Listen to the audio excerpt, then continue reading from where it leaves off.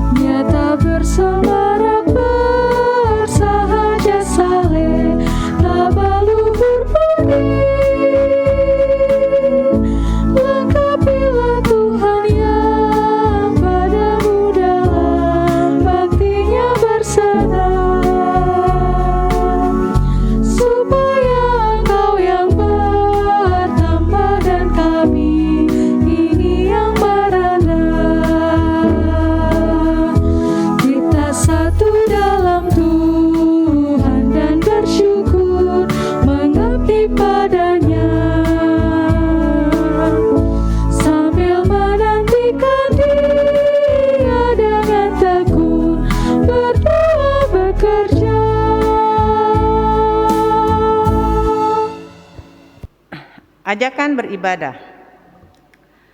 Allah telah memberikan yang terbaik bagi setiap umat ciptaannya. Kita pun dipilih untuk dapat mempersembahkan yang terbaik lewat persekutuan, pelayanan, kesaksian kita.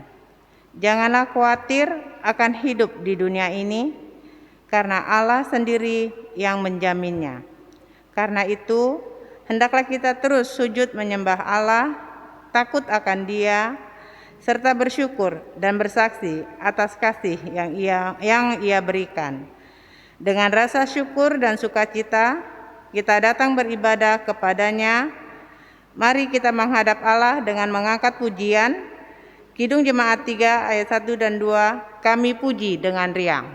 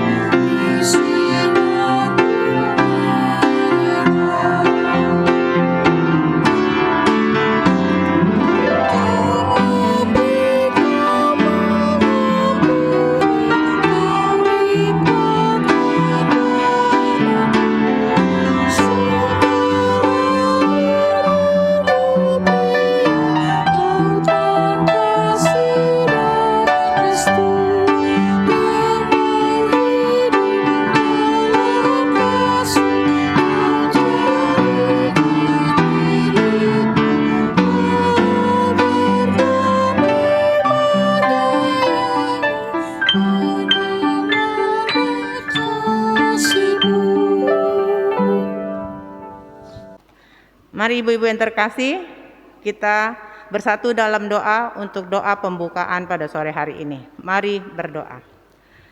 Allah Bapa kami yang bertahta dalam surga, kami mengucap syukur Tuhan atas pernyataan Tuhan dalam kehidupan kami dari pagi, siang, sore hari ini juga Bapak. Tuhan, di sore hari ini juga kami mengucap syukur atas kesempatan yang Tuhan berikan buat kami dalam ibadah PLK PKP pada sore hari ini. Berkati ibadah kami ini Tuhan dari awal pertengahan sampai akhirnya Bapak. Berkati juga Tuhan Ibu Penatua Dila Tuhan yang akan menyampaikan kebenaran firman-Mu. Biarlah semua yang keluar dari bibir Ibu Penatua ini Tuhan menjadi berkat buat kami semuanya. Inilah doa kami Bapa, di dalam nama Tuhan Yesus kami telah berdoa dan mengucap syukur pada Bapa di sorga. Amin.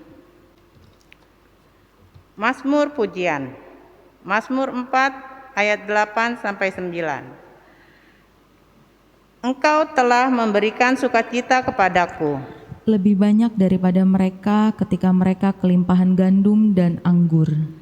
Dengan tentram aku mau membaringkan diri, lalu segera tidur. Sebab hanya Engkaulah ya Tuhan yang membiarkan aku diam dengan aman.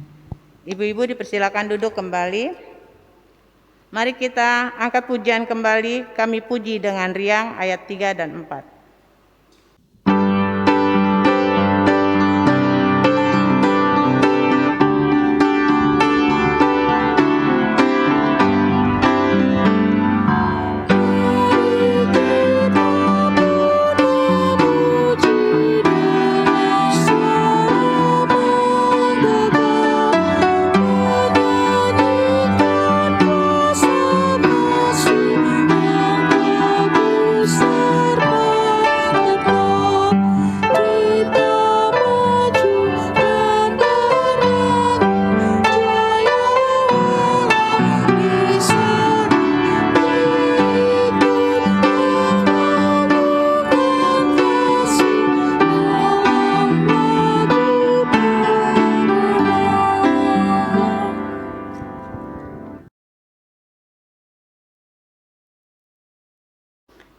Ibu-ibu yang diberkati Tuhan, kita akan membaca firman Tuhan yang terambil dari Markus 8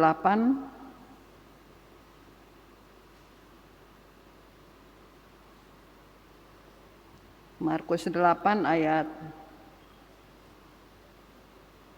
14 sampai ayatnya yang ke-21. Jika kita sudah menemukannya, mari kita mohon bimbingan Roh Kudus. Untuk itu mari kita berdoa. Ya Tuhan, saatnya kami akan membaca dan mendengarkan firman-Mu. Untuk itu kuasai ke hati kami dan pikiran kami ya Tuhan, agar firman yang kami dengar dapat bertumbuh dan diam dalam hati kami masing-masing, dan dapat kami lakukan dalam kehidupan beriman kami. Mampukan kami ya Tuhan untuk melakukan firman-Mu dalam kehidupan kami. Dalam Roh Kudus kami mohon kepada Bapa di surga. Amin. Markus 8 ayat 14 sampai ayatnya yang ke-21 yang berkata, kemudian ternyata murid-murid Yesus lupa membawa roti. Hanya sebuah saja yang ada pada mereka dalam perahu. Lalu Yesus memperingatkan mereka, katanya, berjaga-jagalah dan awaslah terhadap roti orang Farisi dan ragi Herodes. Maka mereka berpikir-pikir dan seorang berkata kepada yang lain, itu dikatakannya karena kita tidak mempunyai roti. Dan ketika Yesus mengetahui apa yang mereka perbincangkan, ia berkata, mengapa kamu memperbincangkan soal tidak ada roti? Belum jugakah kamu faham dan mengerti? Telah degilkah hatimu? Kamu mempunyai mata, tidakkah kamu melihat? Dan kamu mempunyai telinga, tidakkah kamu mendengar? Tidakkah kamu ingat lagi? Pada waktu itu aku memecah-mecahkan 5 roti untuk 5.000 orang. 5.000 orang itu. Berapa bakul penuh potongan-potongan roti kamu kumpulkan? Jawab mereka, 12 bakul. Dan pada waktu 7 roti untuk 4.000 orang itu, berapa bakul penuh potongan-potongan roti kamu kumpulkan? Jawab mereka, 7 bakul. Lalu katanya kepada mereka, masihkah kamu belum mengerti? Demikianlah pembacaan firman Tuhan. Terpujilah Tuhan, Hosiana. Hosiana, Hosiana, Hosiana.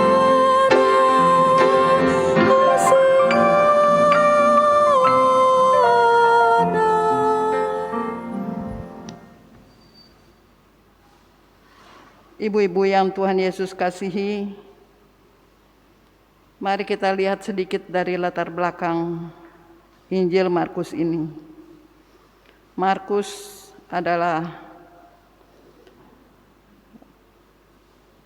ini dibesarkan di Yerusalem dan dia termasuk angkatan pertama orang Kristen.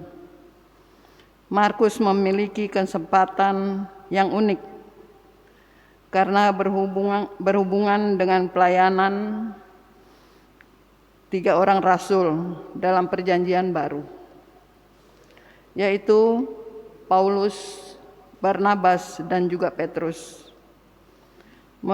Menurut Papias yang adalah seorang ahli dan beberapa bapak gereja abad yang ketiga, Markus memperoleh isi Injil dari hubungannya dengan Petrus. Ia menulisnya di Roma untuk orang Romawi yang percaya. Jadi Markus mendapat informasi dari Petrus untuk kebutuhan orang-orang Kristen yang ada di Roma. Dan tujuan Injil Markus ini ialah memperkuat dasar iman dalam orang percaya di Roma. Dan jika diperlukan, mendorong mereka untuk dengan setia menderita demi Injil, dengan memperhadapkan kepada mereka tentang kehidupan, penderitaan, kematian, dan kebangkitan Yesus Tuhan mereka. Ibu-ibu yang Tuhan Yesus berkati, kisah pembacaan Markus ini dibuka dengan sebuah keterangan di mana ke-12 murid yang sedang berada dalam sebuah perahu menuju ke kota Betsaida. Kemudian muncul persoalan di mana mereka terlambat menyadari bahwa mereka lupa membawa roti. Dan hanya ada 1 roti pada mereka pada saat itu. Bagi mereka yang hidup di zaman itu, roti adalah makanan pokok. Tentu saja akan menjadi persoalan yang sangat serius dalam perjalanan ketika mereka berlayar tanpa membawa makanan. Sebenarnya jika kita membaca perikop kita dari ayat yang pertama dalam Markus 8 ayat pertama dan seterusnya, kita akan mengerti mengapa Yesus berkata di ayatnya yang ke-15, awas ragi Farisi dan ragi Herodes. Perikop ini terjadi setelah Herodes menghukum mati Yohanes Pembaptis. Itu yang bisa kita baca dalam Markus 6 ayat yang ke-14 sampai ayatnya yang ke-29. Dan Markus 8 ini yang pertama menceritakan tentang tanda-tanda mujizat yang telah Tuhan Yesus lakukan sewaktu dia memberikan makan 4.000 orang dan sisa 7 bakul. Nah, ibu-ibu yang Tuhan kasihi, berbicara tentang roti, ada 2 peristiwa. Pertama, seperti yang kita tahu bersama, bahwa Tuhan memberikan mujizat, memberikan makan 4.000 orang hanya dengan 7 roti yang ada pada mereka saat itu. Lalu Yesus memanggil murid-muridnya dan berkata, "Hatiku tergerak oleh belas kasihan kepada orang banyak ini, karena sudah 3 hari mereka mengikuti aku, dan mereka tidak mempunyai makanan. Dan jika mereka kusuruh pulang ke rumah mereka masing-masing dengan keadaan lapar, maka mereka akan jatuh atau rebah di jalanan. Sebab ada dari mereka yang datang dari jauh." Dan peristiwa yang kedua, kisah yang hampir serupa tapi tidak sama. Itu terambil dalam Markus 6 ayat 30 sampai ayatnya yang ke-44. Yang mana Yesus memberi makan sedikitnya 5.000 orang laki-laki. Kembali kita lihat tentang peristiwa ini.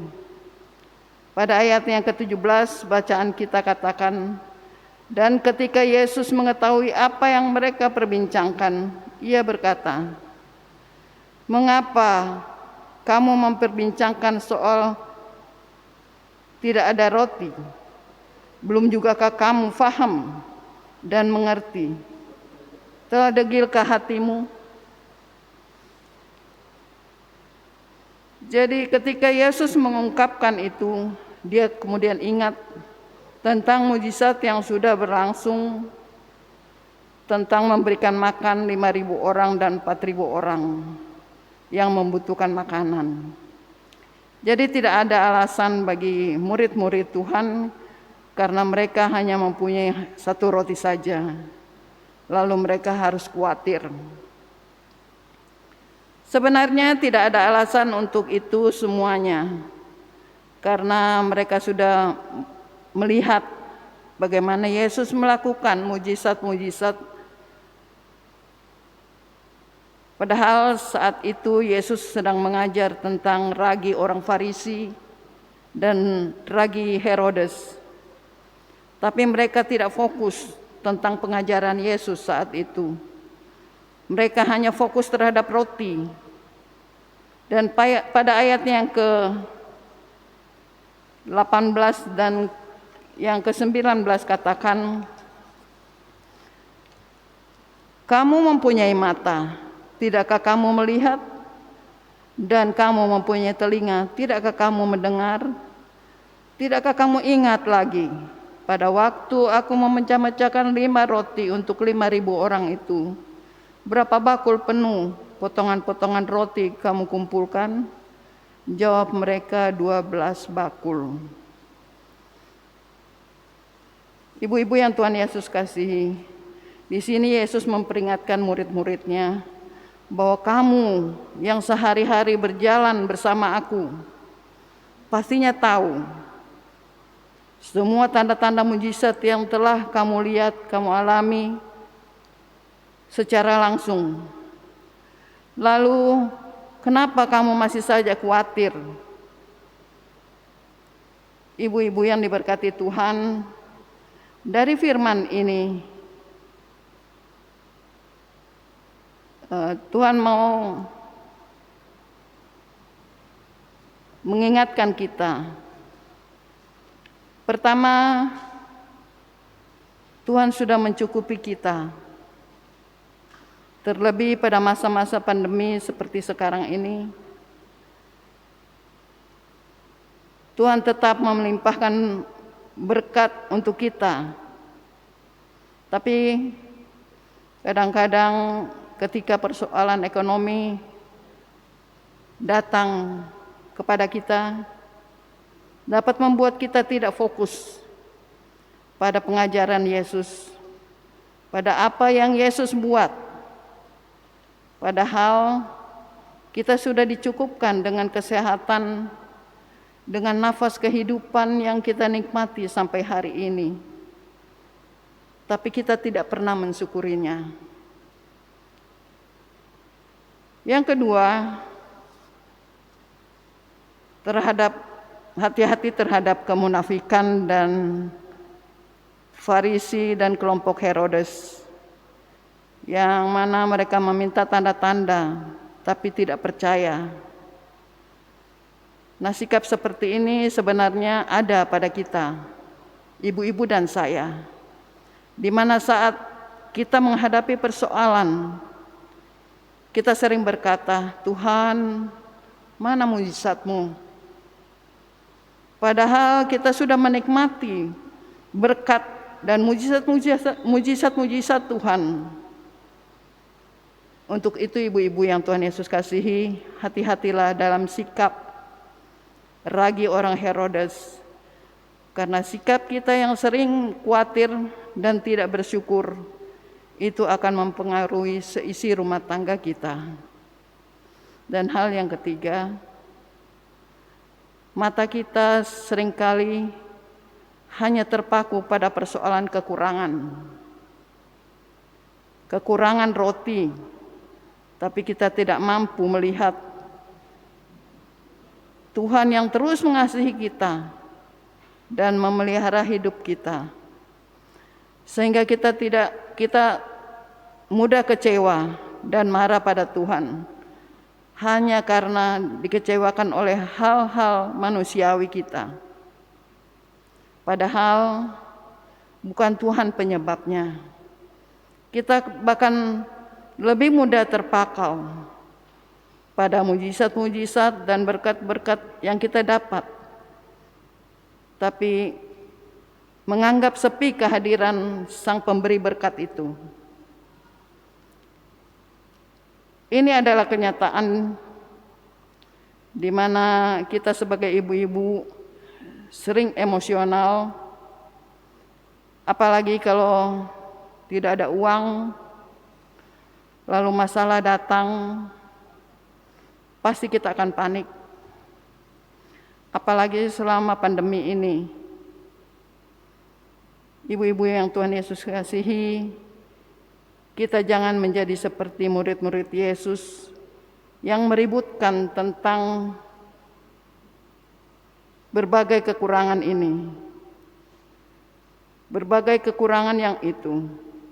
Tapi mari kita jalani masa-masa sulit yang kita alami dengan tetap percaya bahwa Tuhan tidak pernah meninggalkan kita. Kiranya firman Tuhan akan selalu memberi kekuatan buat kita, ibu-ibu dan saya. Dan kita jangan hanya terpakau pada persoalan kekurangan saja, tapi kita tidak melihat kalau Tuhan terus mengasihi dan memelihara kita bersama dengan keluarga kita sampai pada hari ini. Amin.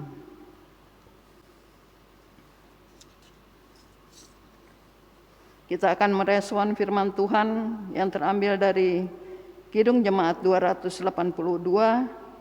ayat 1 dan ayatnya yang kedua.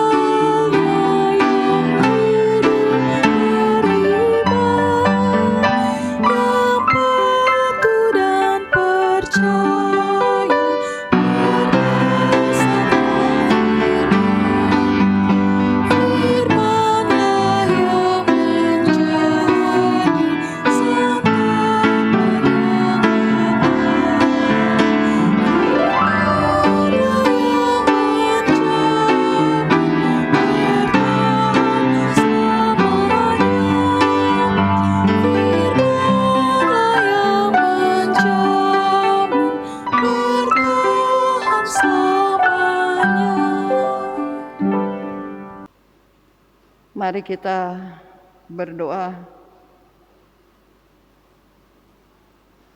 Bapa Surgawi, Allah yang penuh dengan berkat dan mujizat, terima kasih Tuhan Yesus untuk firman-Mu yang boleh mengingatkan kami sebagai ibu-ibu untuk selalu mau bersyukur atas berkat-berkat yang sudah kami terima, terlebih pada masa-masa pandemi ini.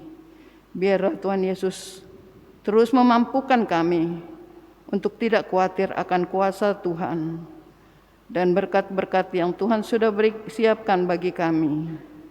Dan ajarkan kami ya Tuhan untuk terus bersyukur dan mensyukuri atas kasih dan pemeliharaan Tuhan bagi kami.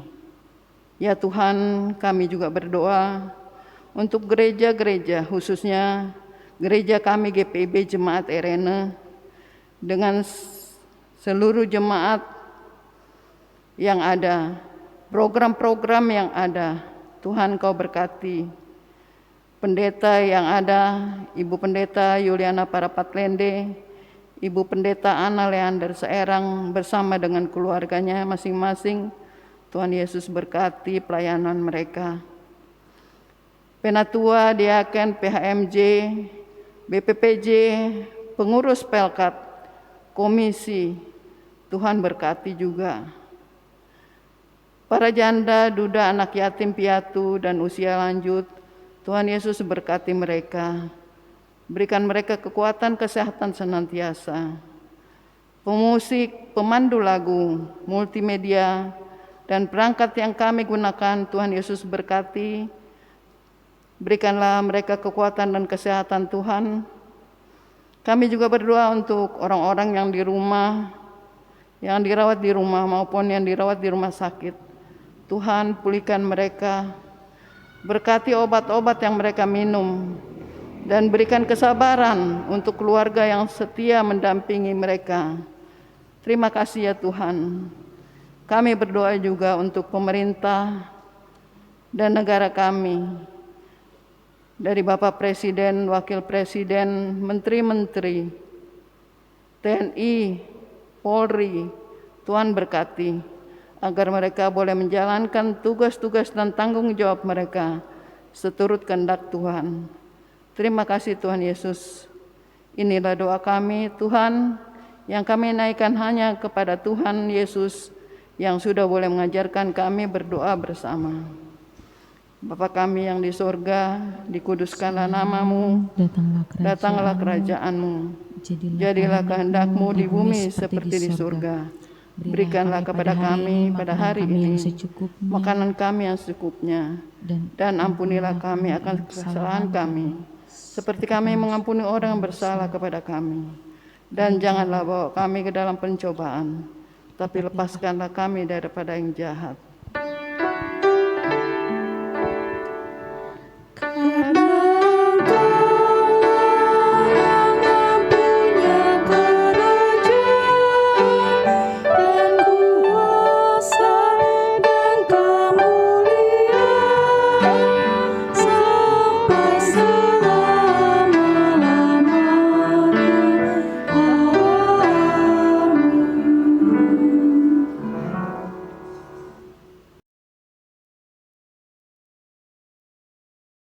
Pengucapan syukur.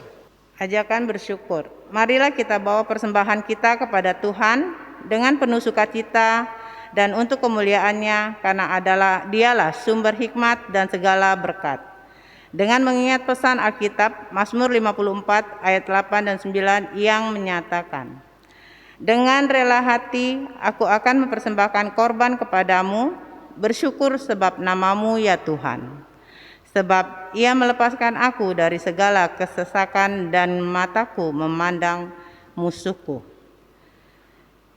Sambil memberikan persembahan kepada Tuhan, mari kita naikkan pujian.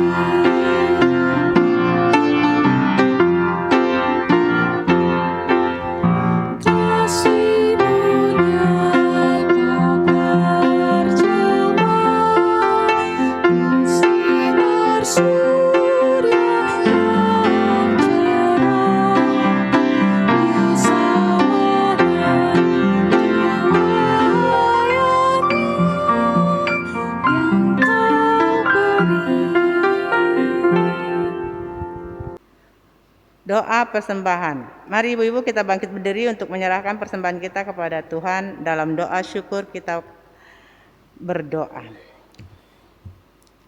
Terima kasih Tuhan atas kesempatan pada sore hari ini, di mana kami telah berikan persembahan yang kami terima dari-Mu juga Tuhan Yesus. Dan biarlah persembahan ini dapat dipakai dalam pelayanan di gereja kami.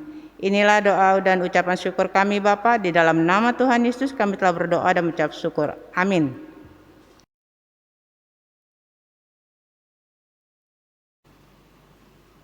Kita akan menerima amanat pengutusan. Pulanglah dalam damai sejahtera Tuhan dan jadilah pelaku firman Tuhan di kehidupan sehari-hari. Kita menyanyi kembali dari NKB 143 ayat 1 dan 2, janji yang manis.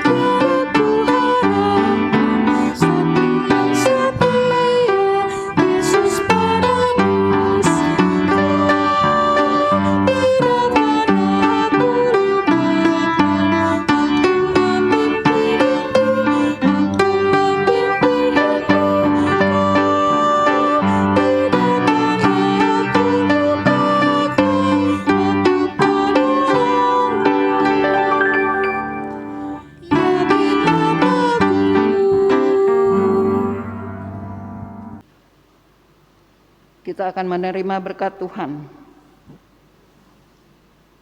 Kasih karunia dari Tuhan Yesus akan selalu menaungi dan memberkati ibu-ibu mulai sekarang sampai selama-lamanya.